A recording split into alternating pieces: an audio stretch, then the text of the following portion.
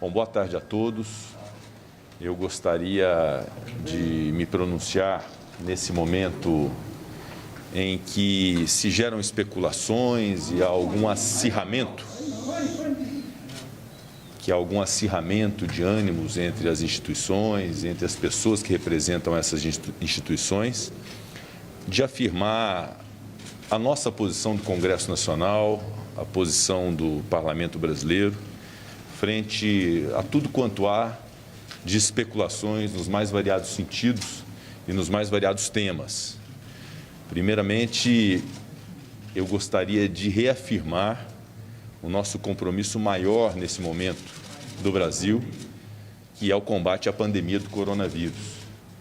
Que não nos esqueçamos, em hipótese alguma, que ainda morrem muitos brasileiros em função dessa doença e que, por isso, nós precisamos incrementar os métodos de combate ao vírus, com isolamento social, na medida do possível, o uso de máscara, a higienização das mãos e a vacinação, que felizmente hoje temos uma realidade melhor do que antes, com uma vacinação em maior escala no Brasil. Essa é a nossa prioridade. Por outro lado, embora seja óbvio o que eu vou dizer, mas é preciso dizê-lo, nós temos alguns compromissos que são inarredáveis, que são inafastáveis, que são inegociáveis. O compromisso com a República Brasileira, com seus fundamentos de soberania, de cidadania, de dignidade da pessoa humana, dos valores sociais do trabalho, da livre iniciativa, do pluralismo político, que é algo fundamental para o país e para a democracia. Igualmente, a importância da separação entre os poderes, e uma separação que definitivamente não signifique desunião, mas que signifique o respeito de cada poder em relação ao outro naquilo que toca a atribuição do outro. Uma relação harmoniosa, mas que deve ser, sobretudo, de independência. E quero aqui afirmar a independência do Parlamento Brasileiro, a independência do Congresso Nacional, composto por suas duas casas, o Senado Federal e a Câmara dos Deputados, que não admitirá qualquer atentado a esta sua independência e, sobretudo, as prerrogativas dos parlamentares, de palavras, opiniões e votos, que naturalmente devem ser resguardados numa democracia. E algo também muito fundamental que insisto, embora seja óbvio dizer, mas que é preciso dizê-lo: a preservação absoluta de algo que é também inegociável, que é o Estado de Direito e a democracia, ou o Estado democrático de direito, que a geração antes da minha conquistou no Brasil e que a minha geração tem obrigação de manter, de modo que nós não podemos admitir qualquer tipo de fala, de ato, de menção que seja atentatória à democracia ou que estabeleça um retrocesso naquilo que, repito, a geração antes da minha conquistou e que é nossa obrigação manter, que é a democracia no nosso país. Portanto, tudo quanto houver de especulações em relação a algum retrocesso à democracia, como a frustração das eleições próximas, vindouras do ano de 2022, é algo com o que o Congresso Nacional, além de não concordar, repudia evidentemente. Nós não admitiremos qualquer tipo de retrocesso nesse sentido. Isso decorre não da vontade do presidente do Senado, ou do presidente da Câmara, ou do Congresso, ou do presidente da República, ou do Tribunal Superior Eleitoral. Isso advém da Constituição Federal, à qual nós devemos obediência, que impõe eleições periódicas, o sufrágio universal, o voto direto e secreto, como algo que é a expressão mais pura da soberania popular. É o povo que manda no Brasil. E o povo manda no Brasil através, sobretudo, do direito às eleições periódicas em que possa escolher seus representantes. Portanto, as eleições são uma realidade da democracia brasileira, são inegociáveis E o formato dessas eleições, que é algo que se discute muito hoje na sociedade, e se discute na sociedade isso deve ser respeitado sobre a manutenção do formato atual ou o estabelecimento de uma nova tecnologia através de voto impresso auditável, essa é uma discussão que haverá de se ter com todos os personagens da República, e é normal e fundamental que todos participem com as suas opiniões sobre esta ideia, sem ataque a pessoas, mas a ideias. Essa definição não será feita pelo Poder Executivo, não será feita pelo Tribunal Superior Eleitoral, será feita pelo Congresso Nacional através de uma proposta de emenda à Constituição que está debatida na Câmara dos Deputados. E a decisão que houver por parte do Congresso Nacional, primeiro pela Câmara dos Deputados e depois pelo Senado Federal, haverá de ser respeitada por todos os poderes e todas as instituições no Brasil. Portanto, eu gostaria de sintetizar dizendo que a democracia está consolidada no nosso país, assimilada pela nossa sociedade, as instituições assim também compreendem, embora especulações possam acontecer, mas eu tenho absoluta convicção no compromisso de cada uma das instituições da República com a democracia e a forma de escolha dos representantes políticos também igualmente preservada no nosso país, sem risco algum de que haja retrocesso em relação ao Estado Democrático de Direito. Todo aquele que pretender algum retrocesso ao Estado Democrático de Direito esteja certo, que será apontado pelo povo brasileiro e pela história como inimigo da nação e como alguém privado de algo muito importante para os brasileiros e para o Brasil, que é o patriotismo. Nesse momento em que nós precisamos de união, de pacificação, de busca de consenso, mas precisamos também de firmeza para poder afirmar princípios e preceitos constitucionais que não serão transigidos em hipótese alguma pelo Congresso Nacional. Portanto, fica esse registro, dizendo que também que todos esses episódios que aconteceram ao longo dessa semana, eu os reputo esclarecidos, resolvidos e encerrados, e nós devemos agora olhar para frente.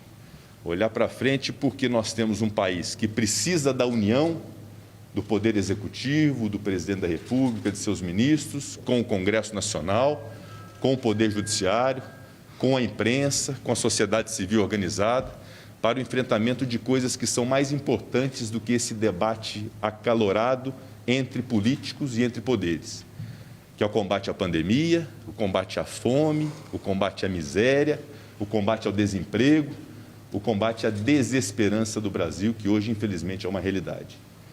Portanto, eu queria afirmar pelo Congresso Nacional esse nosso compromisso com valores democráticos, com as liberdades públicas, com as garantias fundamentais, com os direitos individuais, enfim, com a Constituição da República Federativa do Brasil, concebida a duras penas em 1988 e que é nosso dever, enquanto presidente do Congresso Nacional, de preservar a qualquer custo. Muito obrigado. Presidente, boa tarde.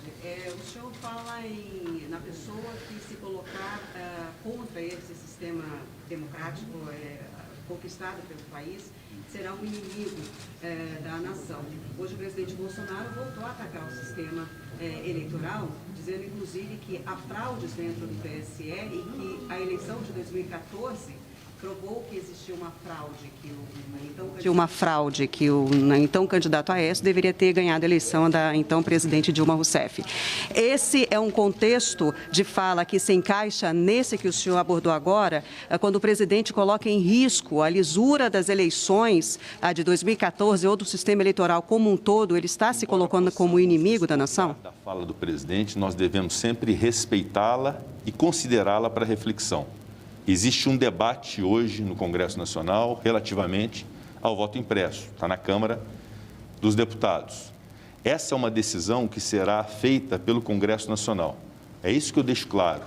Essa discussão, ela pode acontecer, os personagens todos que queiram opinar em relação a isso, apontando irregularidades ou apontando a regularidade, isso tudo é muito bem-vindo para o debate e para o enriquecimento do processo legislativo, mas será obrigação, dever e direito do Congresso Nacional definir se é preciso haver uma alteração constitucional nesse sentido ou não. Essa é uma decisão que será tomada. E quando me refiro a todo aquele que queira retroceder na democracia brasileira ou no Estado democrático de direito, como inimigo da nação, o que será apontado como inimigo da nação, não me refiro a ninguém especificamente, a todos os mais de 210 milhões de brasileiros que queiram seguir por esse caminho antidemocrático, é que considero que será um caminho inapropriado com o qual nós não podemos concordar. O senhor acredita que houve falhas, houve fraude nas eleições de 2014 ou que o processo de 2022 pode estar submetido a algum tipo de fraude? Ela é muito menos relevante do que a decisão da maioria do Congresso Nacional em relação a esse tema, mas não tenho problema nenhum em externar a minha posição pessoal em relação a isso. Eu confio na justiça eleitoral brasileira, não acredito que tenha havido fraudes e não acredito que o sistema esteja suscetível a fraudes no ano de 2022. Mas respeito aqueles que divergem da minha opinião e é por isso que nós temos um processo democrático de discussão desse tema na Câmara dos Deputados inicialmente e depois no Senado Federal. Eu poderia insistir nesse tema ainda só para fazer uma terceira pergunta, a forma como o presidente da República se dirige e se refere a uma autoridade do país, que é o presidente do Tribunal Superior Eleitoral, usando palavras de baixo escalão. Essa é uma conduta que o senhor considera adequada? É uma forma, um formato de se relacionar? O senhor que tem falado em respeito e independência dos poderes, o que o senhor poderia falar a respeito desse formato, da forma como o presidente tem se referido ao presidente do TSE? Definitivamente não concordo com esse formato, não concordo com esse método, tampouco concordo em ataques pessoais a autoridades públicas ou a qualquer cidadão. Eu considero que a divergência de ideias deve ser discutida no campo das ideias, da tese, e não das pessoas. Portanto, eu me solidarizo com o ministro Luiz Roberto Barroso, presidente do Tribunal Superior Eleitoral, e discordo de qualquer ataque pejorativo que seja feito a ele ou a qualquer cidadão brasileiro nesse tom. Senhores amigos que já estão contemplados, mas tem uma contemplação aqui que é importante. Hoje o senador Renan Calheiros provocou o senhor como presidente do Senado e o deputado Arthur Lira como presidente da Câmara a se manifestarem de forma mais propositiva, mais assertiva na defesa da CPI. Foi uma crítica feita à conduta, a forma como os senhores vêm lhe tratando o assunto. O senhor considera essa crítica justa? Eu não considero justa porque a Comissão Parlamentar de Inquérito, como órgão do Senado Federal, recebeu todo o meu apoio, inclusive material mesmo de sessão da sala, de permitir que se funcionasse da melhor forma possível. Não há de minha parte qualquer interferência nos trabalhos da Comissão Parlamentar de Inquérito. Eu não me permito, como presidente do Senado, interferir nos rumos da CPI e considero que esse é um bom empréstimo que faço para que a CPI cumpra o seu papel. Eu espero que ela o faça, como disse no plenário recentemente, de maneira isenta, de maneira contundente, porém respeitosa, direitos individuais das pessoas que ali estão a ser inquiridas, e espero muito que o resultado da CPI seja um resultado justo, a partir de uma apuração que seja uma apuração eficiente. É essa a minha expectativa, portanto, não considero justa essa crítica feita à presidência do Senado em relação à CPI. Presidente, o senhor falou sobre a defesa da Constituição e a Constituição ter sido conquistada a duras penas. A carta, a nota das Forças Armadas para a CPI foi entendida por muitos como uma subida de tom e uma ameaça institucional. E eu queria saber se o senhor considera que essa nota das Forças Armadas foi ou não uma subida de tom e por quê? O meu papel nesse episódio foi um papel de esclarecimento para os dois lados. E o que eu considero é que a nota das Forças Armadas partiu de uma premissa equivocada de que teria havido, por parte do senador Omar Aziz, presidente da CPI, uma agressão generalizada às Forças Armadas. O próprio senador Omar Aziz, no próprio plenário do Senado Federal, destacou que não houve a intenção de sua parte de ofender as Forças Armadas e que teria feito, inclusive, uma retificação na própria CPI por ocasião da fala. Outros senadores também fizeram esse esclarecimento. Então, o que eu fiz no contato com o ministro da Defesa, Braga Neto, e com o comandante-geral do Exército, foi justamente esclarecer isso, que o que é a posição do Senado de respeito às Forças Armadas, o que houve concretamente nesse episódio, do presidente da CPI, o nosso colega Omar Aziz, e, por sua vez, o ministro Braga Neto também dizendo que a nota também não se dirigia ao Senado genericamente, mas essa fala que interpretaram como uma agressão às Forças Armadas. E ambos, Senado e Forças Armadas, compreenderam esse esclarecimento e deram o assunto por encerrado, de modo que todo aquele, que é a exceção da imprensa, que é o dever e direito de vocês, repercutir em fatos, mas todo aquele que queira reavivar esse episódio específico acaba praticando um desserviço, porque esse assunto está, por ambas as partes, encerrado e devidamente esclarecido. Eu gostaria de saber, em relação a essa questão também, ainda da nota das Forças Armadas, a postura que o senhor teve, que foi uma postura de pacificação, o senhor mesmo fala muito essa palavra, mas a ofensa a um senador, a nota dirigida a um senador, ela acaba também sendo uma nota dirigida às prerrogativas de um senador, ou seja, uma nota dirigida também à casa, à instituição. Diante disso, o senhor acha que o senhor o senhor poderia ter uma postura mais enérgica? Também tem uma outra pergunta em relação ao recesso parlamentar. A CPI, ela quer continuar os trabalhos. Isso será possível? Como é que o senhor pretende conduzir isso? Bom, o meu papel foi realmente de poder esclarecer o fato. Não se pode confundir energia com irresponsabilidade, com intolerância, com querer colocar lenha na fogueira, como diz lá na minha terra. A minha intenção foi, de fato, apaziguar e esclarecer os fatos. E eu fiz questão de dizer que dos valores mais caros para o Legislativo é a independência do Legislativo e a prerrogativa parlamentar. Então, não há dúvida disso. Aí, assim como reconheço a honra e a ética das Forças Armadas. Então, eu considero que, ao fazer dessa forma, eu cumpri um bom serviço de apaziguamento, de conciliação, de pacificação, que é o que mais nós precisamos no Brasil nesse instante. Não é a minha intenção acirrar ânimos. Obviamente que não se pode confundir ponderação, bom senso, responsabilidade com inércia. Eu preciso agir, como de fato agi. Eu procurei as duas partes e busquei conciliar, e isso ficou devidamente esclarecido. Então, eu considero que fomos bem-sucedidos nesse método de pacificação entre as Forças Armadas e o Senado, num episódio que já está, para ambos os lados, devidamente superado.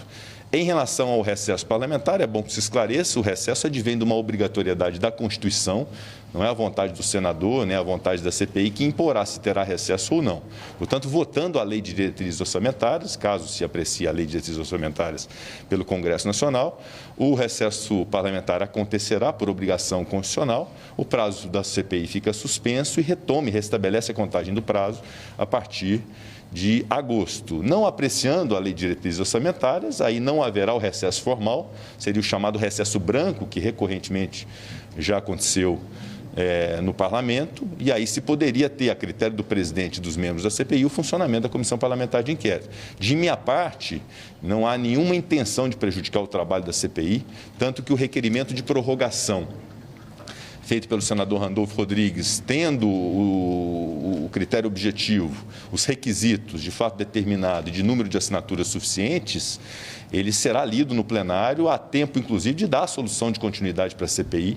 Definitivamente não é a intenção da presidência interromper o trabalho, caso seja a condição própria de prorrogação. Portanto, é essa a realidade que se apresenta nesse momento, com a tranquilidade de todos os membros da CPI de que o que é constitucional e regimental será cumprido pela presidência. Boa tarde, presidente. Não é a primeira palavra forte que vem de altas patentes do Exército quando há um tensionamento entre o Poder Legislativo e as Forças Armadas. Eu lhe pergunto, algumas das críticas que vieram de especialistas foi de que o Congresso tem se omitido no que diz respeito à regulamentação da participação de militares no Poder Executivo em cargos comissionados.